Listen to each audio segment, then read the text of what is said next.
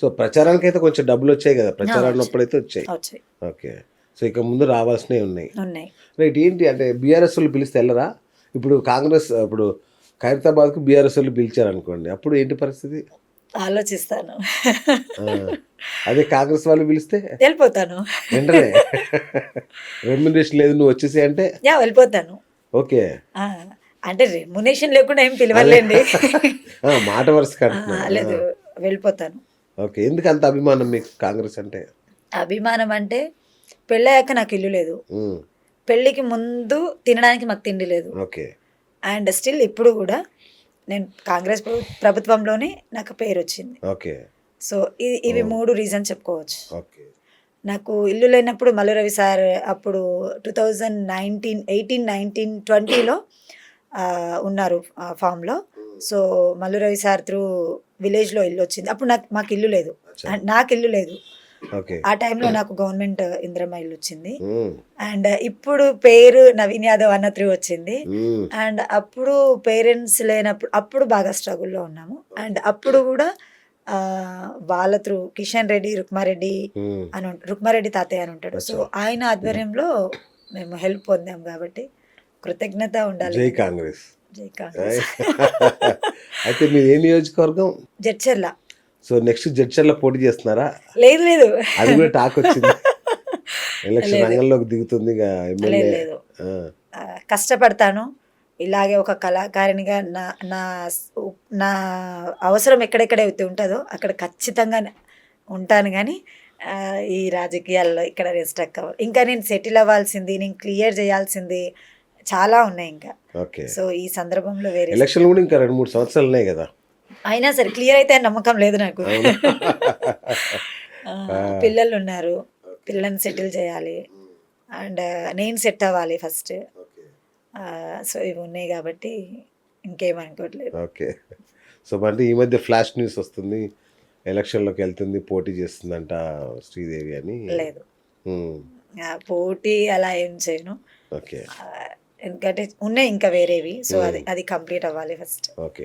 ఇప్పుడు బీఆర్ఎస్ గవర్నమెంట్లో ఉన్నప్పుడు ఈ సాంస్కృతిక సారథి అని ఉండేది కదా, మీరు కళాకారిణి కదా, మరి దానికి అప్లై చేయలేదా మీరు? చేసాము, అప్లై చేసాము చాలాసార్లు, ధర్నాలలో అండ్ మీటింగ్స్లలో చాలా పాల్గొన్నాము. ఇంకా విరక్తి వచ్చేసింది.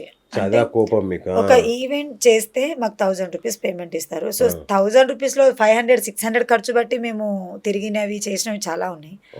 అంత చేసినాక కూడా మమ్మల్ని ఎక్కడ గుర్తింపు లేదు అండ్ ఎక్కడ ఏది లేదు.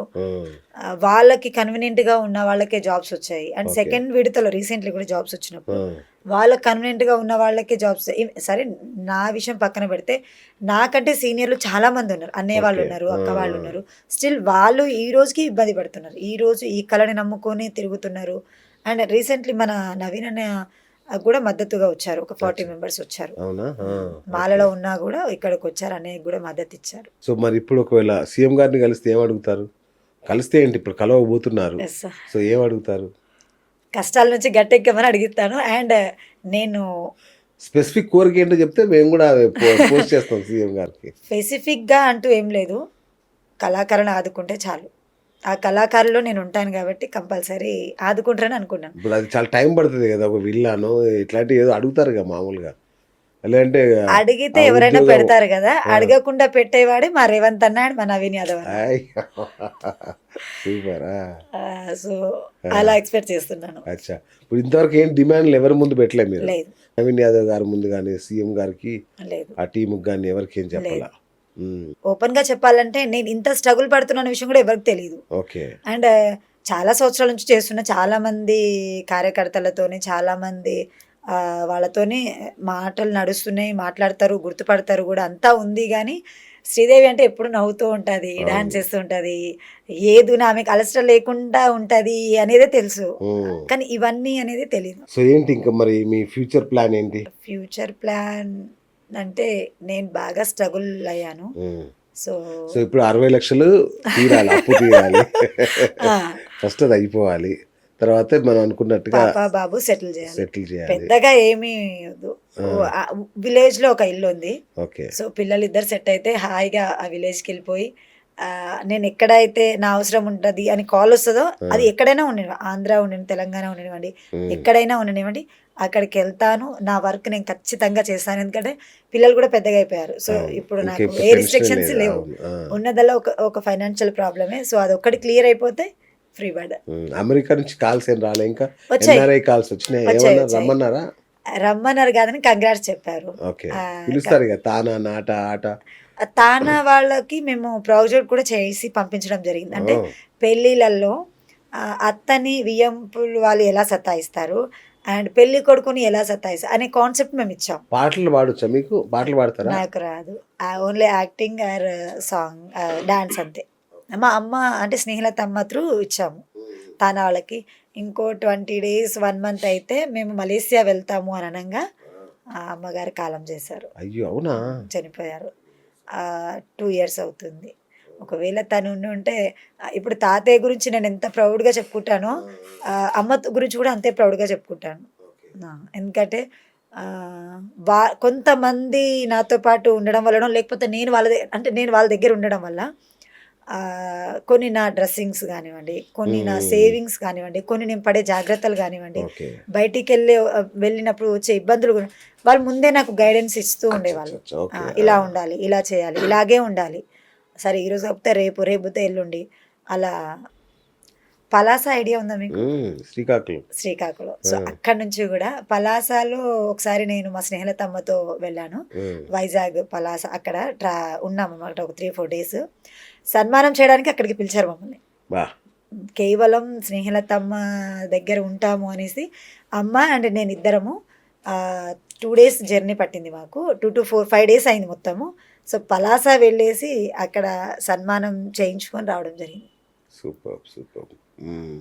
సో ఇంకా మీ తీరని కోరిక ఏమైనా ఉందా? అంటే ఇది చేయాలన్న డ్రీమ్, అంటే సినిమాల్లో డ్రీమ్ రోల్ కానీ అట్లాంటిది ఏమైనా ఉందా? అవకాశాలు రావాలి అనుకుంటున్నాను. అది వస్తే ఖచ్చితంగా చేస్తాను. అండ్ ఇంకొకటి మెయిన్, పేరెంట్స్ లేక నేను ఎంత స్ట్రగుల్ పడ్డానో నేను ఫేస్ చేశాను. అండ్ నా వంతుగా నా దగ్గర 10,000 ఉంటే 2,000 నేను సాయం చేస్తాను. అవునా?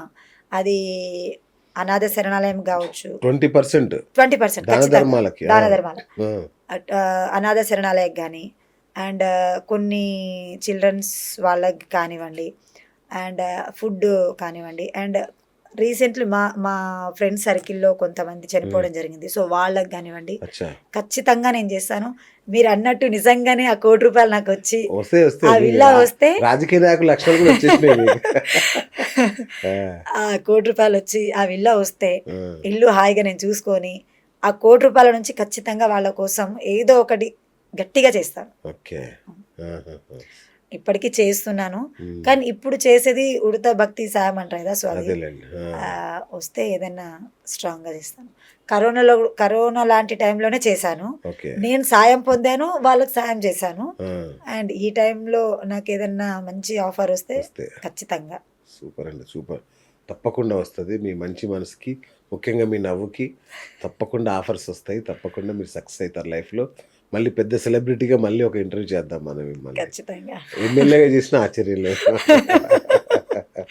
చూద్దాం మీ లైఫ్ ఎలా ఉంటుంది, ఎట్లా ఉండదు అనేది. ఓకేనా?